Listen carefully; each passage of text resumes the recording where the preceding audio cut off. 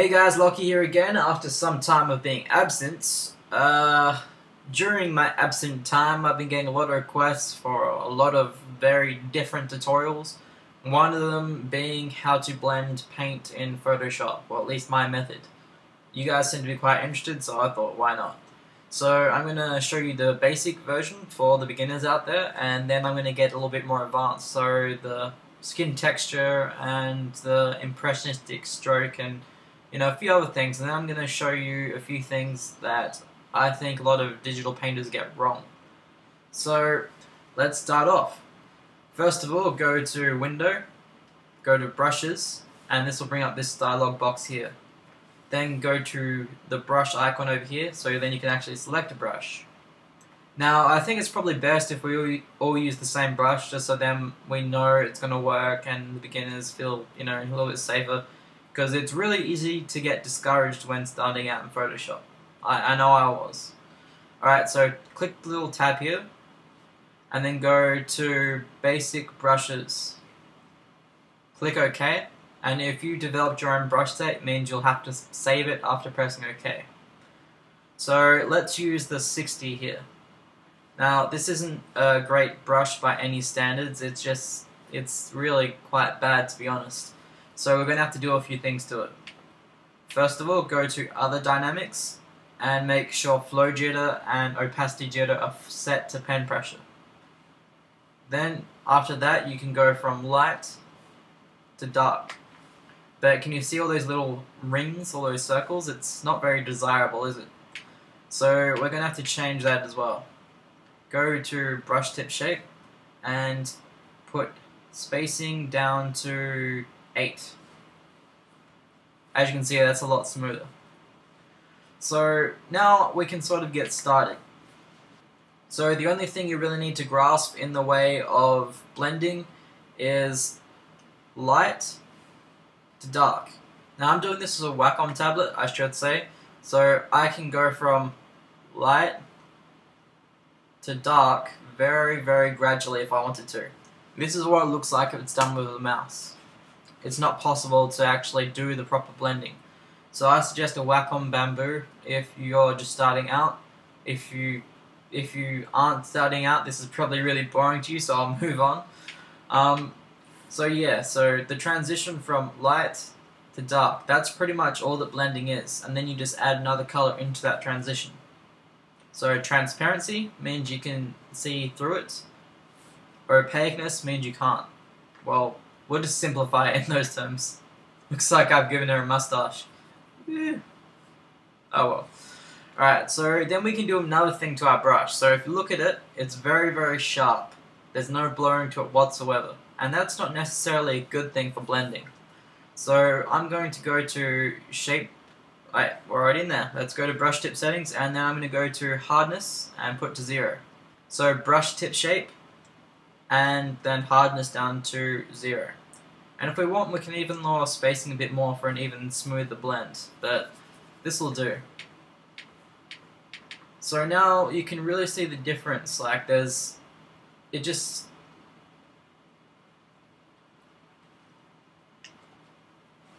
Alright, so now we have to blend some colors. We've got the right brush for it, it's very nice and smooth, but I will say, don't use this brush all the time, otherwise you won't be able to get the textures like I have on the face here. It'll just all be too smooth and not lifelike in any sense.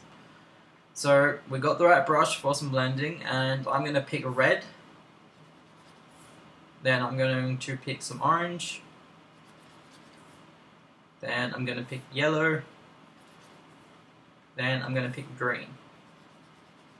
So, for those of you that don't already know, if I hold down Alt, and then click a section of my painting, that means that I select a color. So Alt, select. So it's select a color.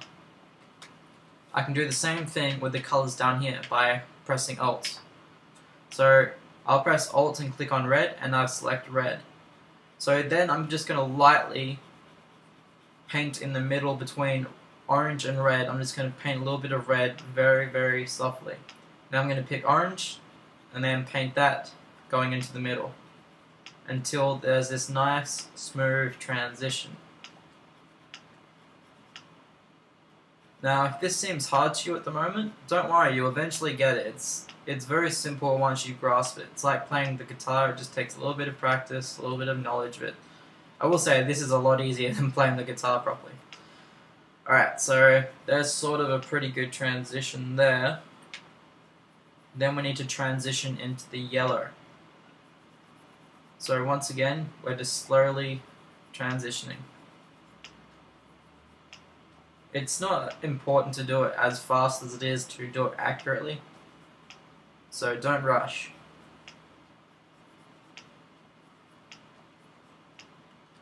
Alright, then we can transition into the orange.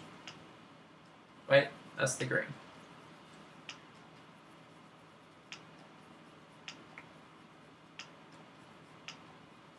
Now, this isn't the best transition you'll probably ever see, but it really gets across the point, I think. When you do blend colors into one another like so, it creates another color. So, between the red and the orange, there is now red-orange. Between the yellow and orange, there is yellow-orange. And if you blur your eyes, if you squint them, you can really see this transition so much better. Alright, so that's pretty much what you have to do in a nutshell. Choose your color, choose your other color if you want, pick it, and slowly go into one another. That's all that blending is. As I said, this brush can definitely help. We all now have the same brush, so you don't have to worry. And if you want, you can save it by clicking the icon here. And it's saved into the basic brushes. Alright, so then after that, I thought I should explain my palette. So a lot of people mix colors by going up here to the HSB slider or RGB slider, and they use it in that sense. They can really get pretty good control of it, but I like a more painterly feel, like a painterly workflow. So instead of doing that, I like to mix colors to the left and then put them in. So say I wanted a skin tone, I would get a sort of reddy orange, which this one is here, and then I would get white, and there's a skin tone. If I want, I can add some cream into it so it's a little bit more orange, some yellow, and there's another one. And then I can add some to the side so I can get a lighter version of that. If I wanted a pink, I'd just get red, go and put white over the top, and it works like so. I will say, though, if you are using a different mode besides RGB, color mixing is sometimes a little bit hit and miss. So always use RGB when color mixing, but LAB mode can also help. Alright, so moving on now to a bit more advanced. I guess you guys would like to know the brush that I always use. The brush that I actually always use is a default in Photoshop. It's nothing special, I didn't make it. The people who create Photoshop did, or if they hired someone to make it, I don't know. Someone outside, but it's right in Photoshop. Once again, it's just another click of this little button here, and you go to, where is it? Dry Media Brushes. Click OK, once again save if you want to. I don't want to save. And the one I always use, go to Brush Presets, and then go to 36. This is the one I always use. I pretty much use this for everything, you know, if you've grasped the blending, you can pretty much use any brush for anything. And that's what it's like. But the only difference that I actually have with this brush is I put on other dynamics and have opacity jitter and flow jitter on. It doesn't come like that, so you need to put that on if you want my exact brush. If you saw me with the impressionistic speed painting tutorial thing, you would have seen me do a sort of what people have called an impressionistic stroke. It pretty much consists of putting a color below and then putting one above, and this is pretty much color mixing on the actual image rather than on the side or up here. And I'm letting a lot of the colors beneath it show through until they sort of become one with each other, until they become a color. And that's pretty much what that is. It's very simple, and if you want, you can do contrasting colors, like here's a blue, and I can go orange and put that over. There's a contrasting or complementary color. Alright, so then I'm pretty sure you guys want to see how I mix skin tones and how I use different brushes to get the sort of skin texture. Once again, I sort of mix the skin tone here. We could probably make it a little bit more reddy, so once again I'm going to get orangey red. Going to put some white into it until it's a little bit more muted. And then I'm going to get the sort of darker version, and this one I'm going to mix with the slider up here. So I'm going to put saturation quite a little bit up, blackness down,